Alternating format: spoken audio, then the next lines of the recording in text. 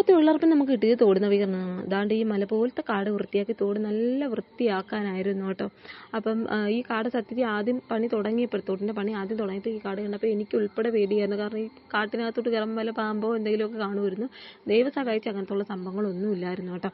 പിന്നെ നമുക്ക് കാട് വൃത്തിയാക്കിയിട്ട് തോട്ടിലുള്ള വേസ്റ്റുകൾ വാരി കളയണം. ഇഷ്ടംപോലെ കുപ്പികളും പിന്നെ അല്ലാതെയും വെള്ളം, മഴ പെയ്ത് വെള്ളമായപ്പോഴേക്കും കുറേ വേസ്റ്റുകളൊക്കെ വന്ന് അടിഞ്ഞായിരുന്നു കേട്ടോ. അപ്പോൾ അതൊക്കെ വാരി കളഞ്ഞ് ഞങ്ങൾ ദാണ്ട് ഈ ഒരു രീതിയിലാക്കി എടുത്തിട്ടുണ്ട് തോട്. എന്നിട്ട് നമ്മൾ കരയിൽ ദാണ്ട് ഈ ഒരു കയറ് കൊണ്ടുള്ളൊരു സംഭവം വിരിക്കണം, വല. ഇതിന് കയർഫൂ വസ്ത്രം എന്നാണ് പറയുന്നത്. എന്നിട്ട് നമ്മൾ ദാണ്ട് പുല്ല് നടുന്നുണ്ട്. മണ്ണൊലിപ്പ് തടയാനൊക്കെയാണ് കേട്ടോ ഇത്, കരയിടിഞ്ഞ് പോകാതിരിക്കാനൊക്കെയാണ്. അപ്പോൾ കുറച്ച് പേര് തോട് വൃത്തിയാക്കി പോകുന്നുണ്ട്. കാട് എടുത്ത് കഴിഞ്ഞിട്ട് പിന്നെ തോട്ടിൽ വേസ്റ്റുകൾ വാരി കളഞ്ഞ് കര ഇങ്ങനെ ആക്കി പോകുന്നത്. ഇതുപോലത്തെ തൊഴിലുറപ്പുകാരുണ്ടായതാണ് കേട്ടോ നാട്ടിൽ. ഓടയായാലും കനാലായാലും തോടായാലും അതിലൊക്കെ വേസ്റ്റുകളൊക്കെ വാരി ഞങ്ങൾ ദാണ്ട് ഈ ഒരു രീതിയിൽ വൃത്തിയാക്കി എടുക്കുന്നത്. അപ്പം ഇതുകൊണ്ട് ജീവിക്കുന്നവരും ഉണ്ട് കേട്ടോ. ഇത് എന്നെ പോലത്തെ ഉള്ളവർക്ക് ഒരു വരുമാന മാർഗം കൂടി